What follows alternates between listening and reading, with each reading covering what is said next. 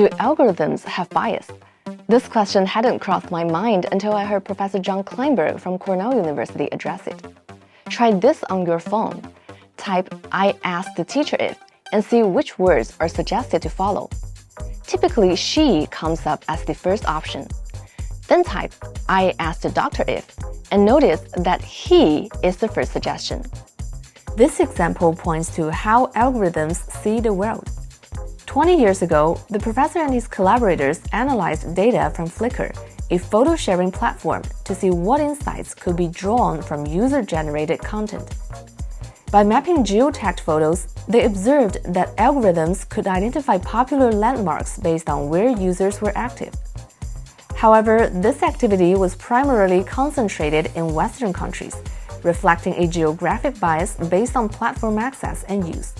The point is, algorithms aren't programmed with a direct incentive to exhibit bias. They're trained on massive data sets reflecting past behaviors and simply try to replicate patterns in the data. Are there any ways to eliminate that kind of bias? The algorithm is based on an explicit set of features, an explicit objective function, even if it's very hard to understand. At some level, we can state very precisely why it reached the decision it did. The notion of mitigating bias is not just a problem for the algorithm. I think often the bias in the algorithm is there because the bias was there in the society or is there in the human decision making. And so part of what I think we can do with the algorithm is identify this and begin tracing it backward to its origin. It's crucial to address this bias during algorithm training, especially since they're used to make high-stake decisions, such as screening candidates for jobs, school admissions, or loans. For example, algorithms can replicate gender biases because past data might include biases favoring one gender over another.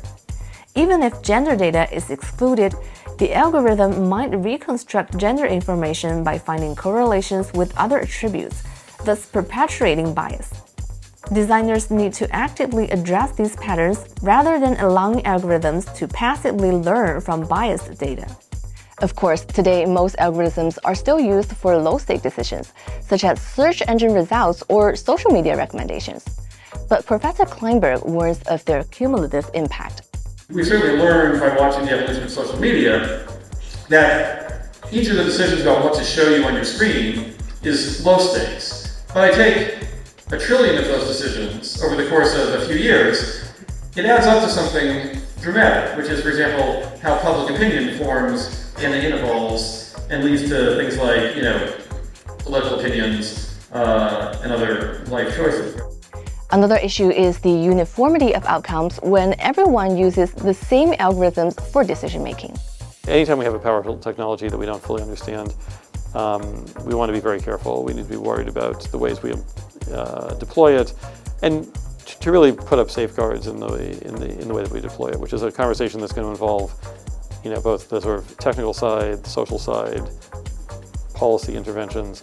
China, for instance, is moving ahead in regulating algorithms and AI by implementing a set of regulations. The 2022 rules on algorithm recommendation services prohibit using algorithms to generate fake news, spread illegal content, and engage in unfair competition. The 2023 provisions on deep synthesis management require clear labeling of AI-generated content to ensure transparency. Additionally, the provisional regulations on managing generative AI services, also effective since 2023, mandate that AI training data and outputs be refined to ensure they are true and accurate.